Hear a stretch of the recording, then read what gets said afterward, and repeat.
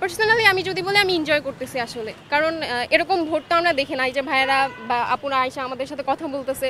আমি পার্সোনালি বিরক্ত হচ্ছি না, আমার ইনফ্যাক্ট আমাকে ভালো লাগতেছে, আল্লাহ আমি এতটা ইম্পর্টেন্ট একটা পজিশন তাদের লাইফে হোল্ড করি, আমার একটা ভোটের জন্য তারা আমার সাথে এইভাবে কথা বলতেছে। তো I personally enjoy that very lot, আমি অনেক বেশি এনজয় করছি এটা।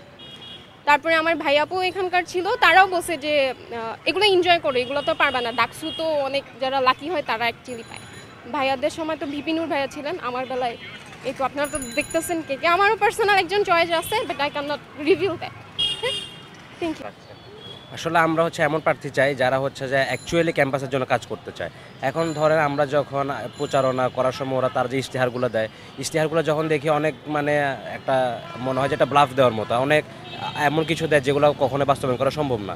আবার অনেক সময় দেখা যায় যে যখন চিন্তা করি এইসব কাজগুলো তো আসলে স্টুডেন্টদের করার কথা ছিল না, এগুলো করার কথা ছিল বিশ্ববিদ্যালয়ের প্রশাসনের। তো সেই জায়গায় কেন আমাদের এই ঘাটতিটা রয়ে গেল যে স্টুডেন্টদের এই কাজগুলো করা লাগতেছে?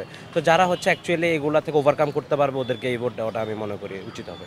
অবশ্যই তাকে প্রথমে দিব এবং তাকে প্রায়োরিটি দিব যে আমাদের স্টুডেন্ট ফ্রেন্ডলি হবে এবং আমাদের ভয়েস তার মাধ্যমে আমরা প্রকাশ করতে পারবো, এবং যে কোনো একটা ডাকসুকে কোনো একটা পলিটিক্যাল ইনস্টিটিউশনে পরিণত করবে না, এবং ডাকসু অবশ্যই একজন স্টুডেন্টের হয়ে কাজ করবে।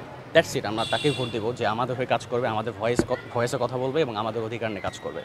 মূলত এমফিলের শিক্ষার্থী, যে কারণে এই ক্যাম্পাসে আমি এর আগেও একটা ডাকসু ইলেকশন দেখছি, মানে এর বিগত যেটা, ওইটা তো বেশ একটা লং গ্যাপে ছিল।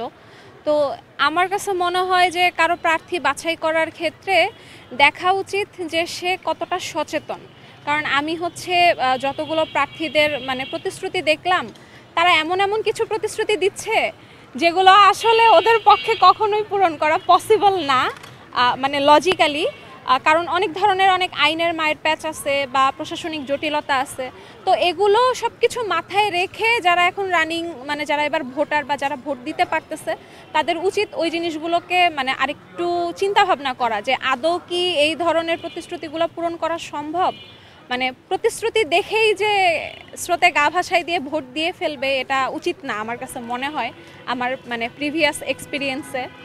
আর আমার কাছে মনে হয় যে কোনো দলের থেকে স্বতন্ত্রতে যারা দাঁড়াচ্ছে বা যারা প্রার্থী স্বতন্ত্রর, তাদেরকেও একটা সুযোগ দেওয়া উচিত। কারণ দলের থেকে দাঁড়ালে যেটা হয় যে দলের একটা প্রেশার থাকে, চাইলেও অনেক কিছু তারা করতে পারে না দলের বাহিরে গিয়ে, যেটা স্বতন্ত্র থেকে দাঁড়াইলে ওদের ওই প্রেশারটা নাই যে আমি এই কাজটা করতে পারবো কি পারবো না।